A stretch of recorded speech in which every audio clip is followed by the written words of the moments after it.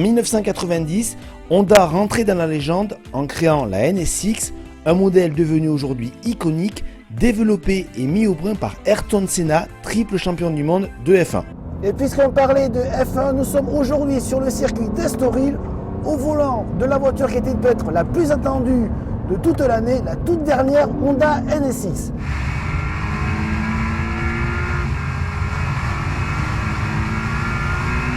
Alors bien sûr, on avait très envie de conduire cette NSX, autant dire tout de suite, en plus, à Estoril, c'est quand même une grande chance, un circuit très exigeant, mais qui permet tout de suite de se rendre compte de certaines qualités, notamment la facilité de prise en main de cette Honda NSX. C'est assez bluffant pour une voiture de plus de 580 chevaux.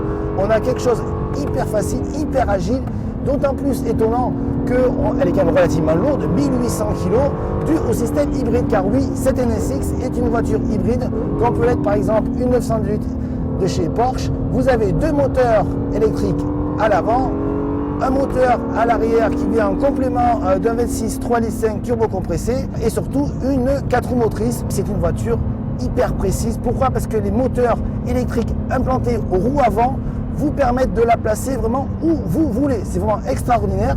Ça réagit au doigt et à l'œil. Au final, malgré un poids de 1800 kg, ce qui est relativement conséquent, c'est vraiment du pur bonheur de conduire cette voiture qui, cerise sur le gâteau, se montre hyper confortable, et ça c'est pas négligeable, et on va le voir tout à l'heure pour la route. Il ne faut pas oublier quand même que tout le jour on ne fait pas que du circuit.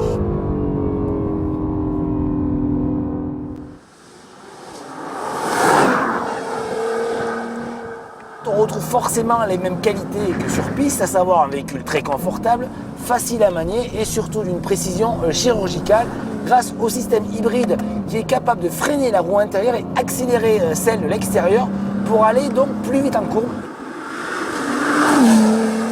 C'est vraiment assez impressionnant et bluffant comme efficacité. La position de conduite, rien à redire, si ce n'est que c'est pas forcément idéal pour les personnes mesurant plus d'1,80 m en raison d'une garde au toit un petit peu insuffisante. Et on termine enfin par la petite touche écologique. Vous pouvez rouler en tout électrique sur 2 ou 3 km à condition bien sûr d'avoir le pied droit très léger.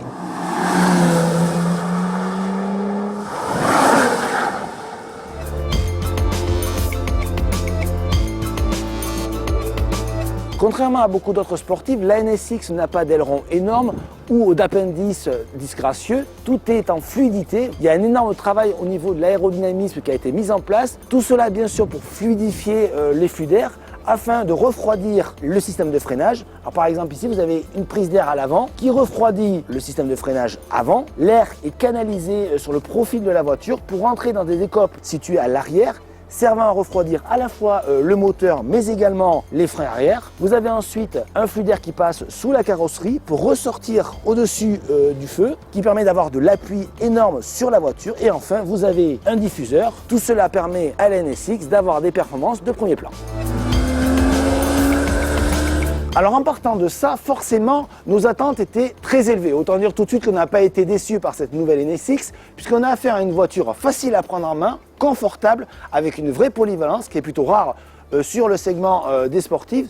Donc la copie est quasiment parfaite, si ce n'est un poids relativement élevé, 1800 kg.